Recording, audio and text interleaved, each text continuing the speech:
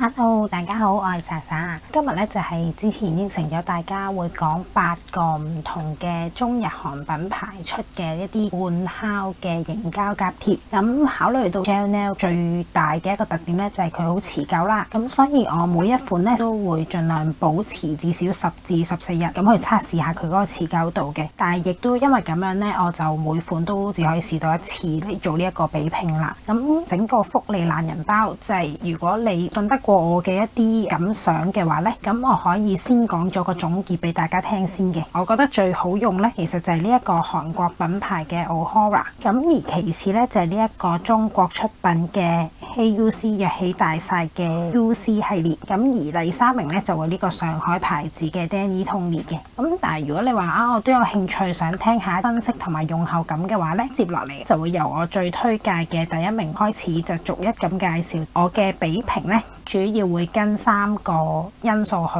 評分。第一個咧就係佢嘅設計有冇一啲設計感啦，個實物出到嚟同佢介紹圖嘅圖片個色差大唔大。而第2點咧就係我用上手嘅感覺，到底係咪貼服啊？佢會唔會好快就甩或者洗頭嘅時候勾頭髮等等嘅。而第3咧就係佢嘅價錢啦。今日想講嘅呢8個牌子咧，最貴嘅都唔會超過200蚊一盒，而且一盒都仲可以用2次或以上嘅。咁所以價錢其實我覺得都比較相宜啦，但係咧，如果佢相比起其他嘅牌子真係平好多嘅話咧，都會加翻少少分俾佢嘅。咁事不宜遲，我哋就入正題講呢個比拼啦。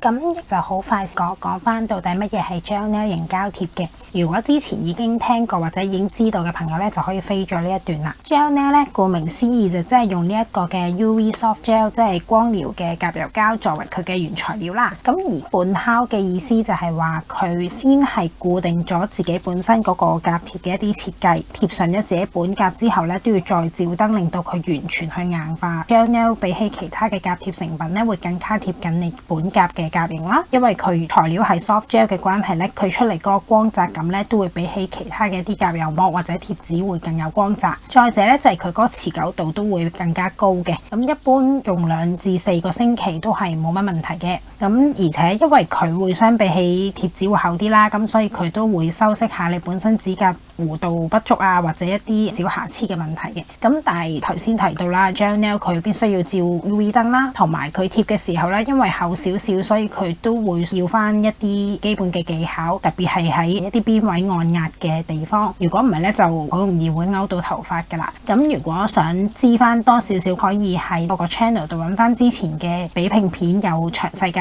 紹過，同埋仲有一條教學片講點樣去用呢啲夾貼嘅。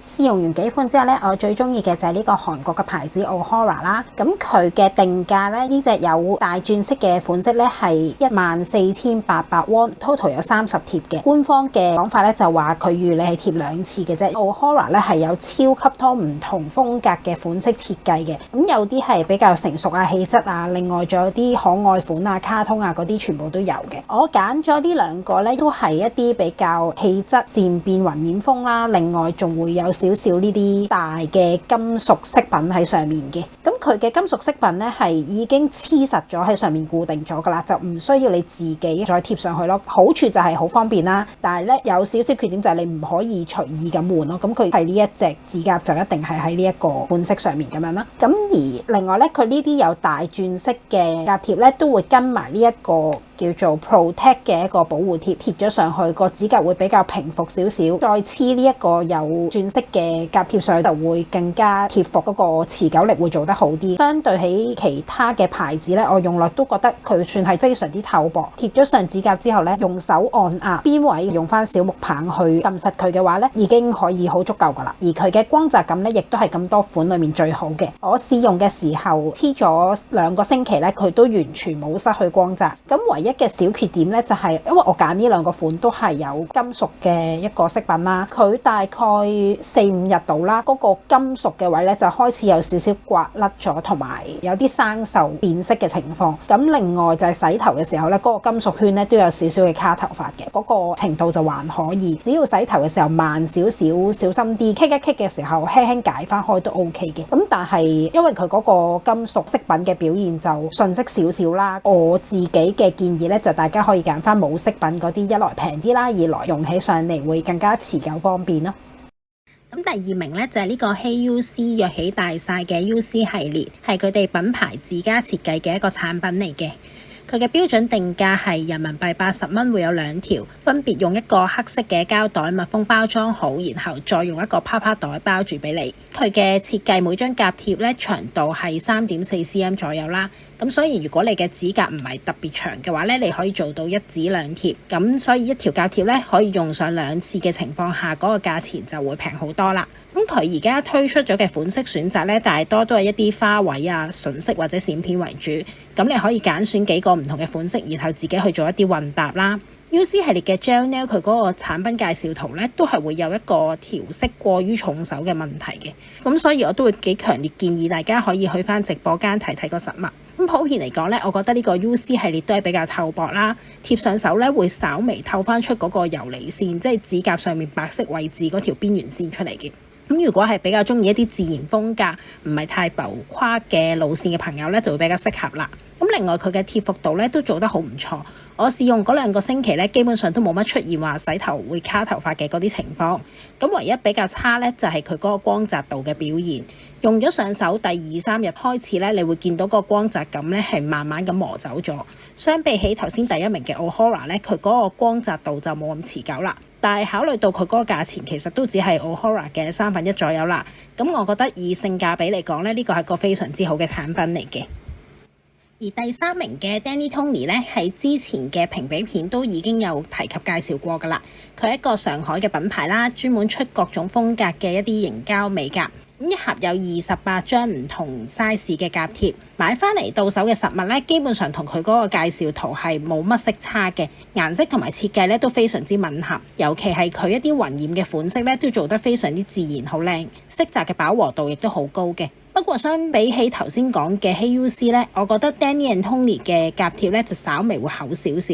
如果係一啲指甲弧度比較平嘅朋友咧，就比較啱用呢個 Danny and Tony 啦，因為佢對指甲嘅弧度嗰個修飾咧會做得比較好嘅。相對起嚟咧，你用嘅時候喺邊緣位嗰個按壓咧就要做得特別用心仔細，真係要用小木棒去慢慢逐一咁去做好嗰個按壓。咁我試用2星期咧都冇咩勾頭髮嘅問題嘅。不過就正如上次條片講過咧，唔知點解喺佢純色嘅嗰啲甲貼，尤其係深色好似黑色嗰幾隻咧，貼咗上手咧會有少少分層嗰個情況出現。咁佢後尾新出嘅嗰啲款咧，客服係話佢哋個技術有啲提升，咁個甲貼係做咗一啲改善嘅。咁但係因為我暫時都未試用到佢新出嗰啲款啦，咁如果係對呢個 Danny and Tony 有興趣嘅朋友咧，要留意一下可能會有呢個少少嘅風險。咁如果你 OK 嘅，你不妨親身試用下，然後覺得好用嘅話咧，都可以同我分享下咯。韓國品牌嘅 Dashing Diva 都係上次嗰條評比片有介紹過嘅，佢一盒會有34貼，分2張有唔同嘅款式啦。咁一般咧你都可以用到2至3次，而且 Dashing Diva 因為個大牌子咧，佢都會有好多種唔同嘅風格設計俾你去選擇。喺個包裝盒上面咧，可以清楚見到佢嘅顏色設計，同佢入邊嘅實物幾乎係冇差別嘅。佢嘅設計感都非常之好啦，用上手嘅光澤咧，亦都同呢個 Ohora 一樣係超級好嘅。咁我用咗2星期，基本上都唔會有嗰個光澤磨蝕。但係相比之下咧 Dashing Diva 嘅甲貼咧就會比 Ohora 厚少少。咁所以做按壓嘅時候咧，都係要特別嘅用心。如果唔係咧，佢用嘅時候嗰個勾頭髮嘅情況都幾嚴重㗎。我試用咗1個星期之後到啦。咁我洗頭嘅時候咧，真係要超級小心，或者係戴住個膠手套去洗頭先得。喺2款嘅價錢差唔多嘅情況下咧，我個人就比較中意 Ohora 多啲啦。好，我哋上集就先介紹到呢度先啦。如果大家有啲咩意見啊，或者有啲咩感想想分享嘅話咧，就歡迎喺 comment box 嗰度留意。如果你覺得呢條片都俾多啲資訊你嘅話咧，希望大家可以 like 呢條片俾啲鼓勵我啦，同埋亦都可以 subscribe 呢個 channel。到下一集出嘅時候咧，系統就會自動通知你噶啦。咁我哋下集再見啦，拜拜。